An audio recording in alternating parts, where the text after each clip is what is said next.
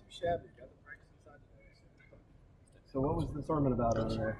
Oh, just some of the leaders on the offense just wanted to kind of bring the guys together and just kind of take a collective deep breath. We got through the tough part of camp and really just feeling encouraged about where we are as an offense. I think the past 2 days in particular have been very good.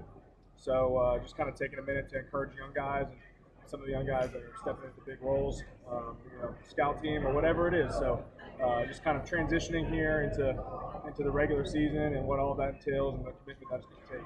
Who all spoke? It was just me and Darian, and then I stepped away, but I know I think Ray was going to talk. So just some of the older guys that are leaders or whatnot on the offense. Have you been getting most of the first team reps at center or yeah, so we're all getting reps. We're splitting reps. I have been taking reps at center, which is definitely challenging. It's been an adjustment. I think that has been really good. I'm really getting comfortable, and when I'm getting those reps, I feel pretty good. I've been getting more and more consistent with my snaps. Obviously, that's the big thing. So just kind of continually getting better, and that's what you want. But everyone's kind of taking reps, and also just guys getting in different positions. Obviously, we're getting reps at guard, and then just kind of everyone shuffling around. So I think that's good. When you talk about our depth this year, I know that's been a big emphasis. So I know everyone's excited about playing next weekend. We've got Justin Foster on the left as well. Obviously at center, I think first I would say that there's a common misconception about how easy it might be to slide from one offensive line position to another. I think that each has its own nuances. When you're out of tackling, there's quite a bit more space, and as you move more inside, then there's less and less space. And once you get to be in the center, if you have a head-up nose, then you have no space. And so those are just little things that take repetitions and going against the defense that we have, we get to go against really good players. And so it's really nice to be challenged in that fashion early on, so we're not rolling out there against Georgia and kind of having our hands full because we've never really seen someone of that caliber. Absolutely, yeah. I've throughout the off season, I've been very adamant to the coaching staff that they should have no hesitation about putting me there, and it's something that I'm confident about and comfortable with. So we'll see what it is. Hypothetically, if you start at center, Marcus is a left guard. What has he done to prove to the coaches and to you that he can handle it against Georgia? Yeah, I mean, I don't, hypothetically, who knows, but Marcus has done a really good job. And as a true freshman to come in and play as an offensive lineman is no small feat. And I don't think a lot of people understand how impressive that is. To be a true freshman and to come play on this level is incredibly impressive.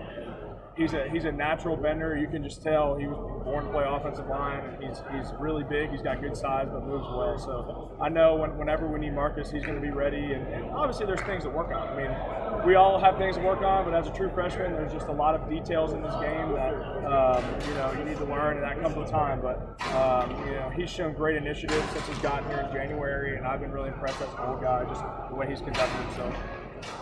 What do you think of the three-year Georgia and kind of pretty big? Yeah, obviously they're big, right? And not just big, but very good players as well. So they've been the number one stopping the run for a reason, and I don't anticipate that to change. I think that we're going to have a challenge opening out of the gate, and it's interesting for me to think about just because of we have had the opportunity this fall camp to go against such a great defensive line in our own, but maybe just a little different. You've got maybe some twitchier guys as opposed to those really, really heavy guys. We get a little dose of that with Peyton Page, but so it's just a little different. But obviously a challenge, and like I said, they're not in the position that they are for no reason. How different are you as a result of your surgery? Do you feel like a different player? Which one? Man. It's a part of the game, and would it be nice for me to come here in Clemson and have 0 surgeries and have perfect health and feel great all the time? That would be great, but the fact of the matter is when you play college offensive line, you're going to be banged up, you're going to have your fingers broken, shoulders torn, knees, you name it. And it's just a part of the game, and I think it comes down to mental toughness, and if you really want to play this game, if you really want to do what you signed up for, then you'll find a way. And I've been incredibly consistent and diligent on that part, and I feel the best I've felt in over a year. So I'm really excited about this season, and it just takes a level of maturity on my part to make sure we stay in that position. But I feel great, and I don't think that the surgery has changed me at all. Going back to the go ahead. Go ahead. Going back to the team meeting over here, we knew so many new faces that the offense would start out a little slow. What's kind of gelled for you guys the past couple of practices? Yeah, I mean, I think if you look at typically it's going to take an offense a little bit longer to get timing and communication and all those things together and during camp. And it's frustrating because we're all competitors and we all want to win, and it's not something that we want to just say, well, it's going to take longer. We all want to win every rep. But I just think that there's communication and things that, I mean, when you're going up against Coach Venable's defense and all the looks that they present, it's like, if you're a young guy, your head's spinning.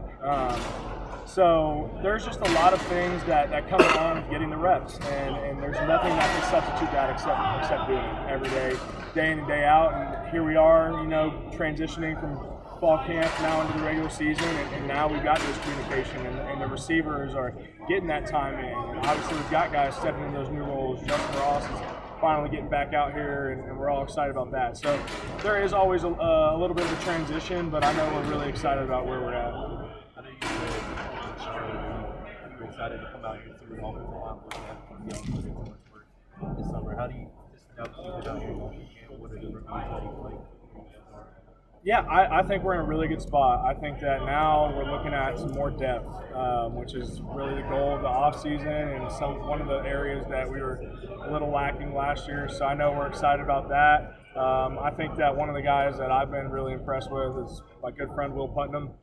He deserves all the praise he should be getting. I know he's maybe not been the person that's getting all the press this camp just because of other pertinent issues, but I'll tell you what, Will's played really good ball this camp, and also on that front, I would say Mason Trotter, just competing, put on some good weight this offseason, and so really been excited with those guys. Mitchell Mays continues to make great strides. Obviously Walker Parks, Jordan McFadden, everything you hear about that guy is true. So there's a lot to like about the group that we have, but what I keep telling these guys is, you know what, it doesn't matter what we say, what's written in the articles, until we go put our hand in the dirt and do it on September 4th. And so that's my challenge to these guys each and every day. Potential and get you so far, and it's a performance game. So I know we're excited to be challenged and excited to put our money where our mouth is.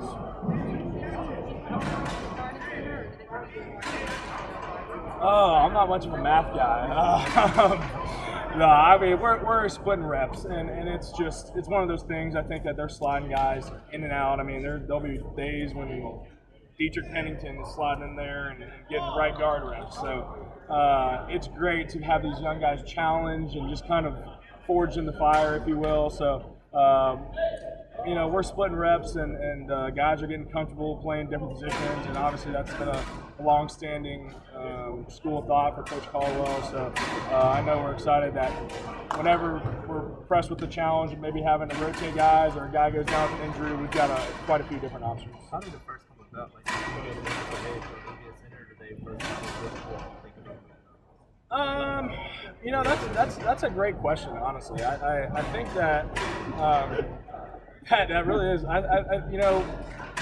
For me personally, I think that I try to be a very self-aware guy, and I know that from a selfish perspective, from a projection to the NFL perspective, that moving to center would be advantageous, and for a lot of reasons. So I think there was conversations about that long ago, just about having the ability to snap, not necessarily being the starting center, but potentially getting film at center, and obviously those conversations still continue. And then it just became more of a conversation of who's our best five and who are we going to get on the field. And so then it transitions from, hey, this could be advantageous for me, to this could be advantageous for the team. And so with that in mind, I kind of conducted myself this summer with that possibility, so that when fall camp rolled around, I wasn't taking my first snaps. So I'm not really sure how it really kind of started off, but I knew that both sides thought it might be mutually beneficial. how hard is it ever, I mean, I think fans like watching it, oh, what do you like to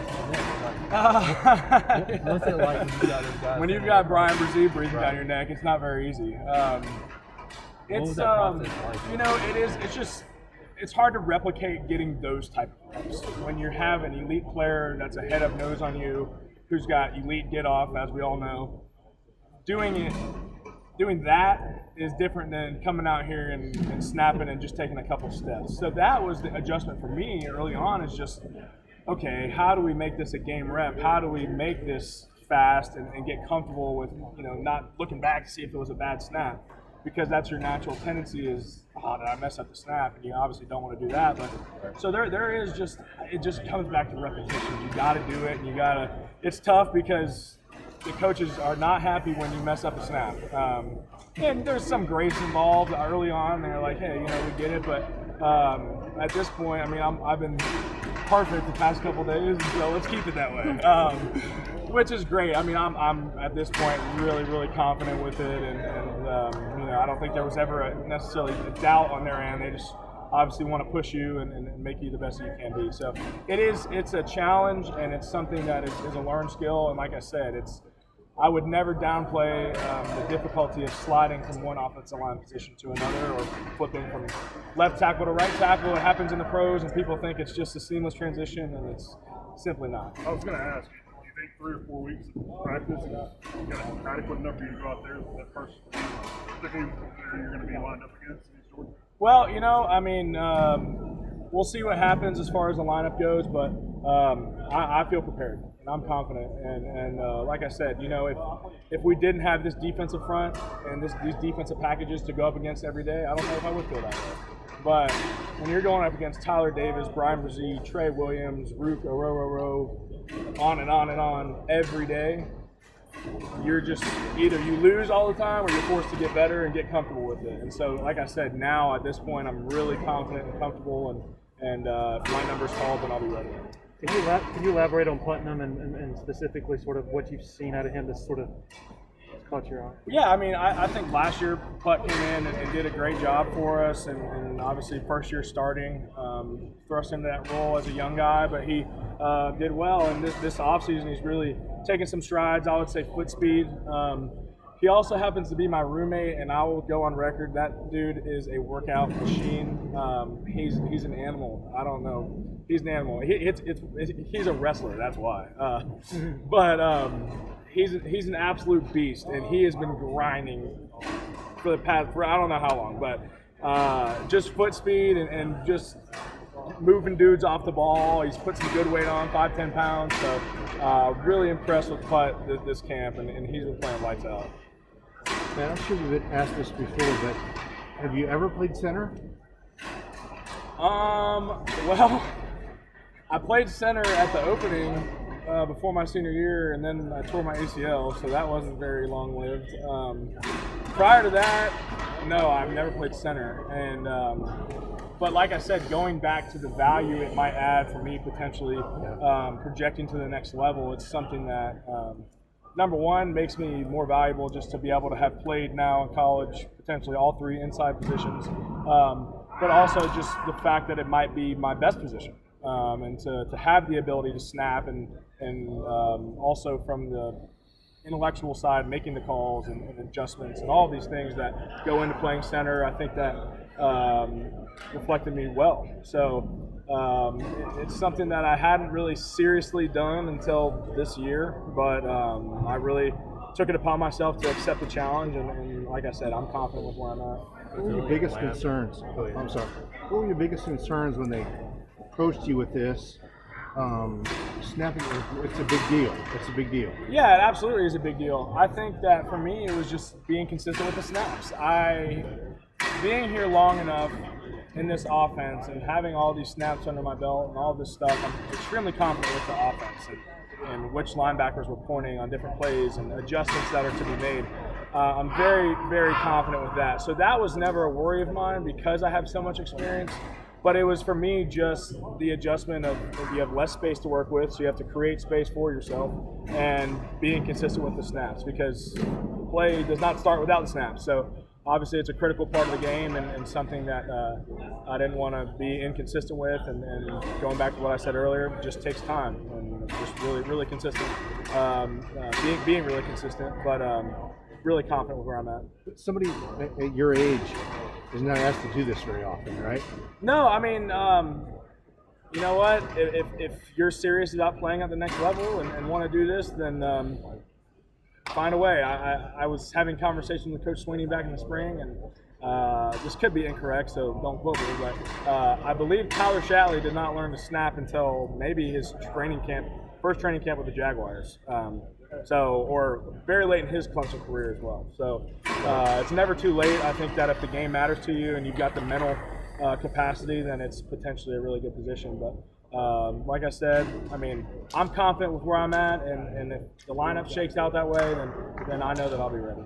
Early in last a couple weeks ago, we asked about the defensive line up against those guys. Just how good are they? How have you seen them improve from last year? And guys in particular, what stood out? Any guys in particular, I would just say all of them. They've had a tremendous camp, really challenging us every day, which is what we need as a group. It forces us to be more physical and just really, there's so many different looks that they present every day that it really stresses you from an identification standpoint and makes you think. And then on top of that, while you're busy thinking, and they'll just hit you in the mouth.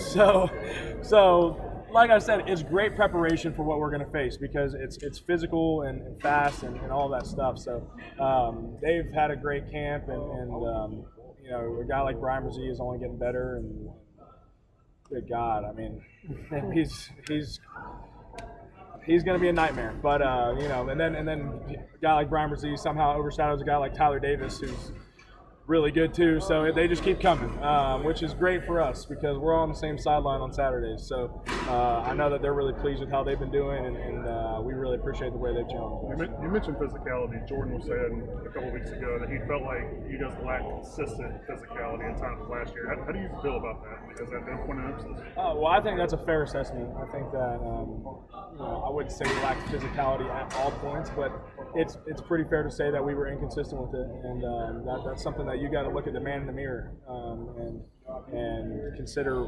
how you're going to improve upon that. And I know this year we really tried to get some guys heavier, good weight. We don't want to ever put bad weight on, but picking up a little bit and so we can, you know, be physical at the point of attack.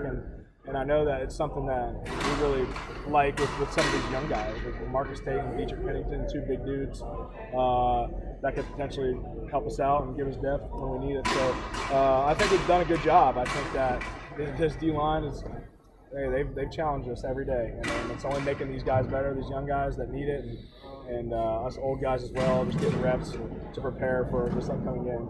How Trey and Ruke, anything in particular stand out to you about them and how maybe they've progressed? Yeah, definitely with Ruke, I would say he's one of those guys bringing the physicality has been an improvement that I've seen with him. That's been really good to see. And then Trey Williams continuing to develop his great hand usage. I think that he came in with pretty good hands, but now being able to do it at a high speed and be able to do it while he's running various stunts and blitzes and stuff. So those are two guys that are going to play a lot, I would have to guess, which is great to see and great to have that kind of depth.